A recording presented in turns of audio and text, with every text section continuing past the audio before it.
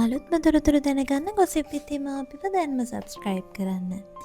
ඉතින් පහුගිය දවස්වල මුළු රටම කම්පාවට පත් කරමින් සෙනෙහසේ කැදැල්ල වැඩිහිටි නිවාසයේ හදිසි ගින්නක් හටගත්තා.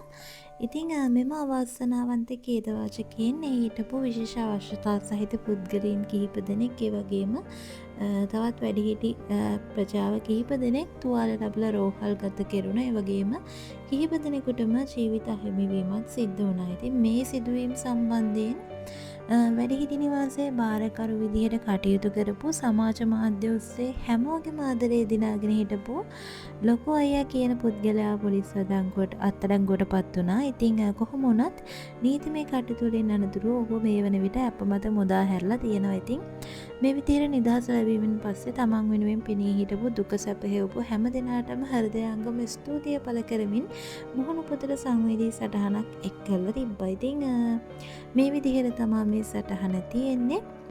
ඉතින් මං වෙනුවෙන් කතා කරපු මගේ නිවාසය ගැන හදවතින්ම සොයා බලපු ඔයාලා හැම කෙනෙකුටම ගොඩක් පිං. මට 11 ඇප ලැබුණා. ඉතින් තාමත් නීතිමය කටයුතු සිදු කරගෙන යන නිසා ලොකු විස්තරයක් කියන්න අමාරුයි. මෙහෙම හරි පෝස්ට් එකක් දාන්නේ මං වෙනුවෙන් වචනයකින් හරි කතා කරපු අය හැමෝටම කෘතවේදී වෙන්න ඕන නිසා. මේ නීතිමය කටයුතු හරියාකාරව කරගෙන මං ඔයාලා හැමෝටම උත්තර දෙන්නම්.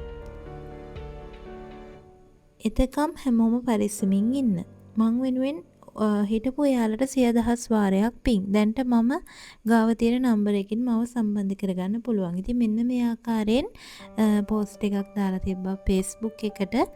ඉතින් මේ විදිහට සිදු විපත ගැන තවමත් රටම කනගාටු වෙන පසුබිමක ඉතින් නීතිමය කටයුතු නිම වෙලා වෙච්ච ගමන්ම මේ සම්බන්ධයෙන් සම්පූර්ණ විස්තරයකුත් කියන්නම් කියලා තමයි මේ ලොකු අයියා හැමෝටම පවසා සිටින්නේ. ඉතින් මේ වැනි ගොසිප් ඉදිරියටත් නරඹන්න දැන්ම පහළ තියෙන කළු පාට subscribe button එක click කරලා දැන්ම ගොසිප් විත් හිමා channel එකට එකතු වෙන්න.